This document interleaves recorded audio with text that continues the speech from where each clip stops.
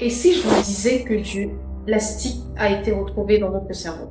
Eh oui, on respire, on le mange, on le boit, et sans même le savoir, on en accumule partout, jusque là-haut. C'est ce que révèle du moins une étude de choc publiée dans Nature Medicine. Season Media vous dit tout. Chaque minute, des tonnes de déchets plastiques sont mal gérés. Ils envahissent nos marchés, nos caniveaux, nos plages.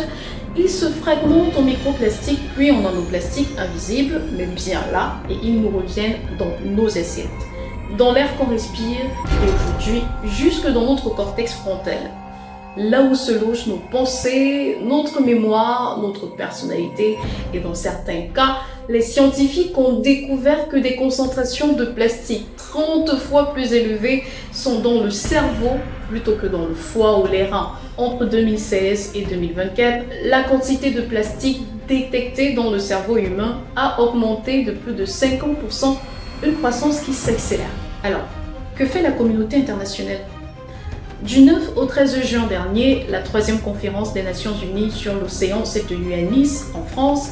Résultat, un nouveau traité mondial sur les plastiques est en cours de négociation avec pour objectif de réguler toute la chaîne de la production à l'utilisation jusqu'au retraitement. Mais nous alors, qu'est-ce qu'on fait? Face à ce poison invisible, selon Nature Medicine, il faut réduire au maximum le plastique à usage unique, éviter les cosmétiques contenant des particules plastiques, aérer son intérieur, aspirer régulièrement et surtout exiger des politiques publiques fortes et courageuses. Le plastique est là, il est dans nos cerveaux et ce n'est pas de la science-fiction, il est temps d'agir. Et vous, que pensez-vous de cette infiltration silencieuse du plastique dans notre corps? Dites-le nous en commentaire.